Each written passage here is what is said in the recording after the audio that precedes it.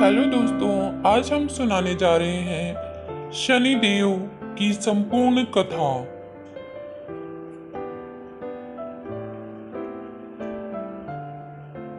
एक समय सभी नवग्रहों सूर्य, चंद्र, मंगल, बुध, बृहस्पति, शुक्र, शनि, राहु और केतु में विवाद छिड़ गया कि इनमें सबसे बड़ा कौन है। सभी आपस में लड़ने लगे और कोई निर्णय न होने पर देवराज इंद्र के पास निर्णय कराने पहुंचे। इंद्र इससे घबरा गए और इस निर्णय को देने में अपनी असमर्थता जताई। परंतु उन्होंने कहा कि इस समय पृथ्वी पर राजा विक्रमादित्य हैं, जो कि अति न्यायप्रिय हैं। वे ही इसका निर्णय कर सकते हैं। सभी ग्रह एक साथ राजा विक्रमादित्य के पास पहुंचे और अपना विवाद बताया। साथ ही निर्णय के लिए कहा। राजा इस समस्या से अति चिंतित हो उठे, क्योंकि वे जानते थे कि जिस किसी को भी छोटा बताया वही कुपित हो उठेगा। तब राजा को एक उपाय सूझा। उन्होंने स्वर्ण, रजत, कांस्य, पीतल, सीसा, रांगा, जस्ता, अभ्रक और लौह से 9 सिंहासन बनवाए और उन्हें इसी क्रम से रख दिए। फिर उन सब से निवेदन किया कि आप सभी अपने अपने सिंहासन पर स्थान ग्रहण करें। जो अंतिम सिंहासन पर बैठेगा वही सबसे छोटा होगा।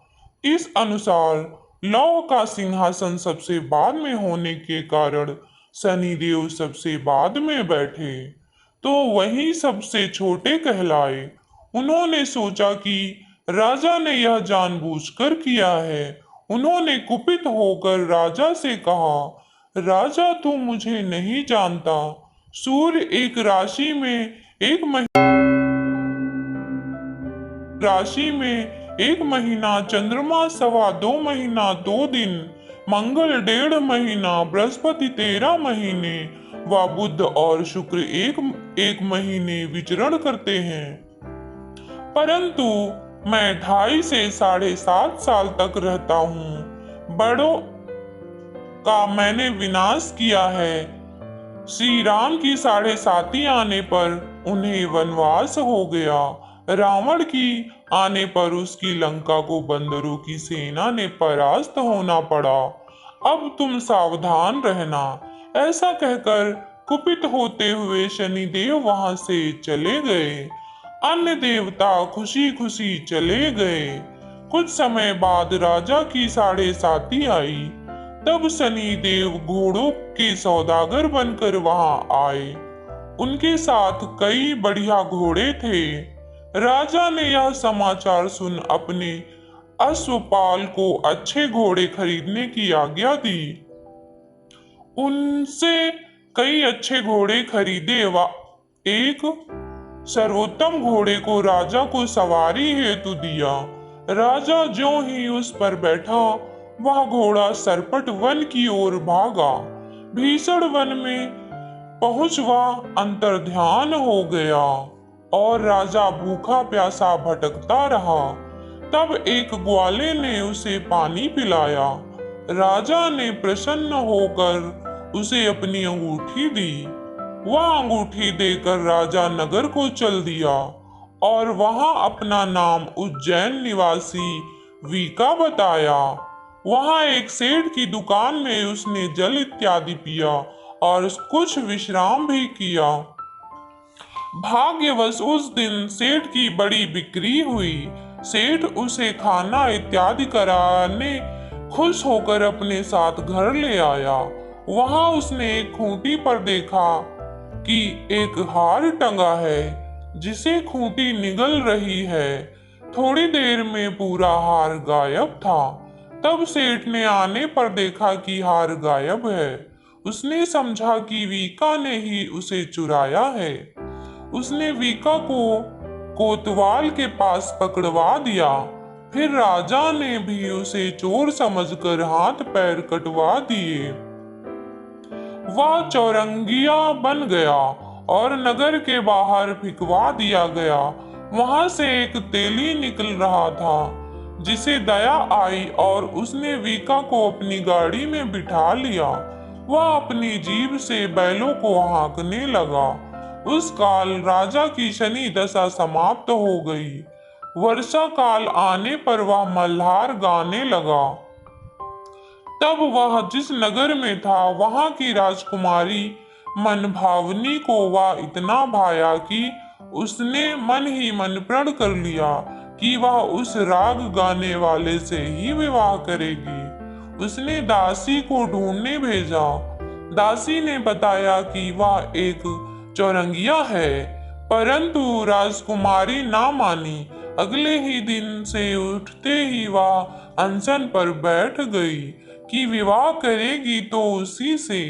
उसे बहुत समझाने पर भी जब वह ना मानी, तो राजा ने उस तेली को बुला भेजा और विवाह की तैयारी करने को कहा। फिर उसका विवाह राजकुमारी से हो गया। तब एक दिन सोते हुए स्वप्न में शनिदेव ने राजा से कहा, राजन, देखा तुमने मुझे छोटा बताकर कितना दुख झेला। तब राजा ने उनसे क्षमा मांगी और प्रार्थना की कि हे शनिदेव, जैसा दुख मुझे दिया है किसी और को ना दें। शनिदेव मान गए और कहा, जो मेरी कथा और व्रत कहेगा उसे मेरी दशा में कोई दुख ना होगा। जो नित्य मेरा ध्यान करेगा और चींटियों को आटा डालेगा, उसके सारे मनोरथ पूर्ण होंगे। साथ ही राजा को हाथ पैर भी वापस दिए। प्रातः आँख खुलने पर राजकुमारी ने देखा तो वह आश्चर्यचकित रह गई। वीका ने उसे बताया कि वह उज्जैन का राजा विक्रमादित्य है। सभी अत्यंत प्रसन्न हुए। सेठ ने जब सुना तो वह पैरों पर गिरकर क्षमा मांगने लगा। राजा ने कहा कि वह तो शनिदेव का कोप था, इसमें किसी का कोई दोष नहीं। सेठ ने फिर भी निवेदन किया कि मुझे शांति तब ही मिलेगी जब आप मेरे घर चलकर भोजन करेंगे। सेठ ने अपने घर नाना प्रकार के व्यंजनों से राजा का सत्कार किया। साथ ही सबने देखा कि जो खूंटी हार निगल गई थी, वही अब उसे उगल रही थी। सेठ ने अनेक मोहरे देकर राजा का धन्यवाद किया और अपनी कन्या श्री कंवरी से परिग्रहण का निवेदन किया। राजा ने सहर्ष स्वीकार कर लिया। कुछ समय पश्चात राजा अपनी दोनों रानियों मनभावनी और श्री कंवरी को सभी उपहार सहित लेकर उज्जैन नगरी को चले। वहां पुरवासियों ने सीमा पर ही उनका स्वागत किया। सारे नगर में दीपमाला हुई, वह सब में खुशी मनाई। राजा ने घोषणा की कि मैंने शनिदेव को सबसे छोटा बताया था, जबकि असल में वही सर्वोपरि है। तब से सारे राज्य में शनिदेव की पूजा कथा नियमित होने लगी। सारी प्रजा ने बहुत समय खुशी और आनंद के साथ बिताया। जो कोई शनिदेव की इस कथा को सुनता या पढ़ता है, उसके सारे दुख दूर हो जाते हैं। व्रत के दिन इस कथा को अवश्य पढ़ना चाहिए। दोस्तों, शनिदेव की यह कथा आपको कैसी लगी, हमें जरूर बताएं।